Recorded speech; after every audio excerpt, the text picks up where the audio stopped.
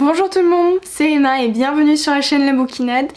Alors du coup cette année j'ai décidé de vous faire des vidéos pâles mensuelles, donc les livres que je vais lire normalement pendant le mois, un petit peu pour m'obliger en quelque sorte à finir cette maudite pile à lire et du coup pour tenir ma résolution de 2019, la principale on va dire.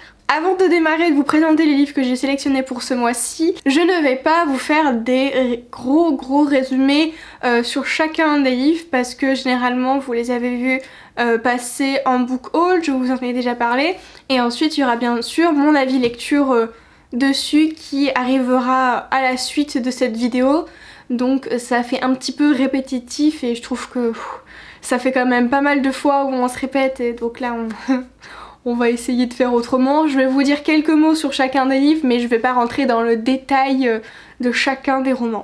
Alors, pour ce mois, j'ai sélectionné, je vais essayer de vous la montrer, j'ai sélectionné 5 livres. Du coup, le premier livre, je l'ai reçu à Noël et j'avais extrêmement envie de le lire, et vu que ça fait partie de ma résolution de lire plus de jeunesse, je me suis dit ok, février c'est le moment où tu le lis. Alors du coup j'ai choisi Mal en Fer de Cassandra O'Donnell aux éditions Flammarion Jeunesse. Donc là on est plus sur un thème de fantasy avec l'histoire de deux enfants comme on peut voir sur la couverture et une forêt maléfique qui apparemment s'étend. Dit comme ça fait un peu penser à la nappe noire de Force Obscure qui prend le monde des Grisha chez Leigh Bardugo, mais non, je vous assure c'est autre chose. Je pense qu'il va relativement se lire vite parce que faut regarder la taille de l'écriture. On est pas mal quand même, donc je pense que ça, pour un samedi soir ou un dimanche soir, ça le fera très bien.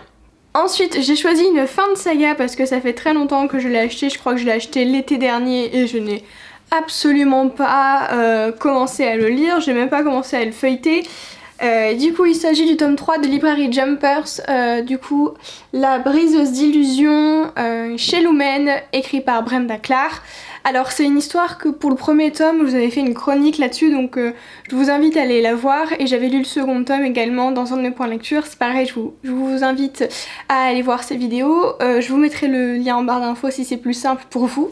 C'est une histoire pour le premier tome que l'histoire je l'avais appréciée, mais alors l'écriture... J'arrêtais pas de m'énerver parce qu'il y avait des moments où c'était pas du tout explicité, c'était limite bâclé. Non, pas bâclé c'est un petit peu trop méchant, mais c'était vite passé, où on nous donnait pas beaucoup d'éléments alors que c'était un élément crucial. Je sais pas, je vous donne un exemple au pif. La mort d'un personnage qui était important. Mais pourquoi tu me l'expliques pas? Enfin... En 2 lignes, c'est tout, non. Enfin, j'exagère en 2 lignes, mais il y avait des moments, c'était assez clé pour moi et ils étaient envoyés comme ça. Et puis il y a des moments qui étaient pas si importants que ça. Et alors là, on avait des étalages pendant 3 chapitres. Mais en attendant, l'histoire j'avais beaucoup aimé. C'est une fille qui s'appelle Diana qui... se rend compte qu'il y a tout un monde à travers les bibliothèques, un monde magique, hein, pas le monde des bibliothèques comme je suis en train de l'étudier actuellement dans ma formation, mais vraiment un monde magique où elle peut traverser les bibliothèques à travers tout le monde par le biais d'ouverture de livres, on va dire ça comme ça, très grossièrement c'est ça, et j'avais beaucoup aimé parce que c'était quelque chose que j'avais jamais découvert dans des livres.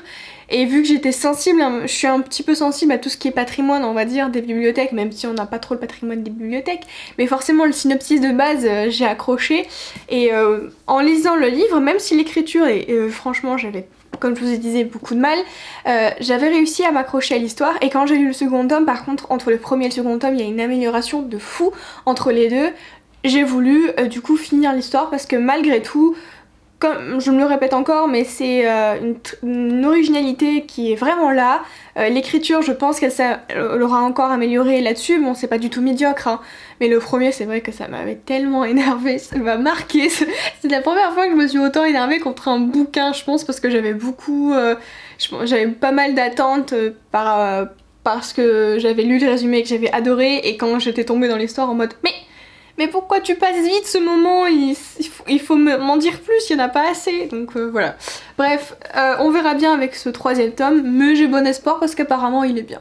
Ensuite, autre suite de saga, donc là c'est pas la fin parce qu'il s'agit du tome 2 de Grisha que j'ai également reçu à Noël par mon copain. Donc écrit par Leigh Bardugo, publié aux éditions Milan.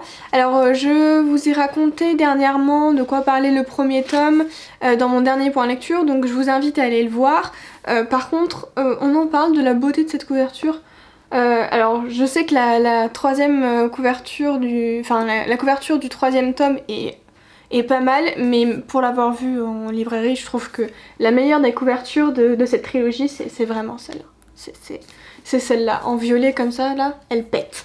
Je vais pas vous en dire plus dessus parce que vu que je vous en ai parlé récemment, mais j'ai hâte parce que le premier tome, je l'ai lu très facilement, très rapidement. J'espère retrouver la même sensation avec le second tome et peut-être avec un petit peu plus de réponses aux mystères qu'on a pu avoir dans le premier tome, même si j'ai quand même apprécié qu'il y ait une bonne dose de mystère à chaque fois. Mais avoir des petites réponses, ce serait quand même pas mal. Ensuite, deux autres livres, enfin les deux derniers livres de cette pile à lire, c'est des services presse. Donc j'ai reçu We Are Young de Kate Clark aux éditions Robert Laffont dans la collection R. Je n'ai jamais lu de Kate Clark, vraiment, donc je sais pas du tout à quoi m'attendre. Je l'ai vu énormément passer sur les réseaux sociaux, je sais qu'il y en a qui l'apprécient, il y en a ils passent dessus comme ça quoi. Moi, je n'ai aucune attente là-dessus, ce qui est plutôt bien. Alors quand j'avais lu le résumé, ça m'avait fait un petit peu penser comment il s'appelle au livre Qui ment que j'avais lu, je sais plus si c'est cet été, mais j'avais lu l'année dernière en tout cas. Je vous en avais parlé également, j'avais adoré ce livre là et donc on a un synopsis avec 3 personnes mortes et personne apparemment se pose de questions. Notre protagoniste principale, elle veut savoir pourquoi elles sont mortes. Donc ça m'a fait penser forcément à Qui ment que j'avais lu l'année dernière. Alors je sais pas du tout comment va être l'écriture de Kate Clark, si c'est plutôt quelque chose de facile, si c'est un peu plus complexe, si c'est subtil, je sais pas du tout. Alors de toute façon c'est du young adult donc je me dis que ça peut pas être si difficile que ça à lire, on va dire entre guillemets. Mais bon, je sais pas. Si vous avez déjà lu ou vu passer ce livre, est-ce qu'il est sorti ou va sortir récemment, je ne sais plus, dites-moi en commentaire. Je suis vachement curieuse parce que du coup, je la vois tout le temps passer et je me suis jamais posé la question sur les livres de cette autrice. Ensuite, le dernier livre que je dois lire, que je veux lire plutôt, c'est un livre que j'ai reçu de la part des éditions Flammarion Jeunesse, que vous avez certainement dû voir énormément passer sur les blogs et sur Instagram. J'arrive après la guerre, mais c'était fait exprès, c'était voulu. Il s'agit d'un Ainsi petit oiseau de Marie Pavenclo, donc aux éditions Flammarion Jeunesse comme je vous le disais. Donc là en fait il s'agit d'une histoire d'une fille qui a perdu un membre, je sais plus lequel c'est. Oui, donc elle a perdu son bras et du coup c'est tout ce qui va se passer après du coup avoir perdu ce bras là, comment elle va reconstruire sa vie. Pareil, quand les éditions Flammarion ont proposé de recevoir ce livre, j'étais assez curieuse parce que je n'ai jamais lu de livre de ce genre. Je suis très fantasy, très dystopie et de temps en temps c'est vrai que j'essaie de chercher des livres qui pourraient éventuellement... Je viens de frapper le livre, ok. C'est vrai que de temps en temps je cherche des livres qui sont... qui se distinguent un peu plus de ce que j'ai l'habitude de lire, histoire de m'apporter une nouvelle bouffée d'air et pour pouvoir mieux retourner dans les domaines que j'apprécie. Donc j'espère que cette bouffée d'air sera agréable, hein, n'est-ce pas? En tout cas il y a eu de très bons retours dessus, je pense pas y échapper.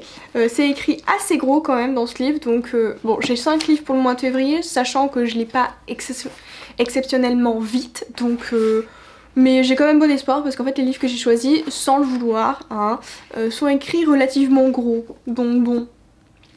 J'espère y arriver. Voilà, c'est tout pour cette vidéo. Si jamais il y a un des livres que je vous ai présenté qui vous tente, que vous avez lu, vous avez des commentaires à faire dessus, n'hésitez pas à me le partager dans les commentaires. C'est pour ça que c'est fait. Je me ferai un plaisir de répondre et d'échanger avec vous. Moi je vous retrouve pour une prochaine vidéo et je vous fais de gros bisous. Bye!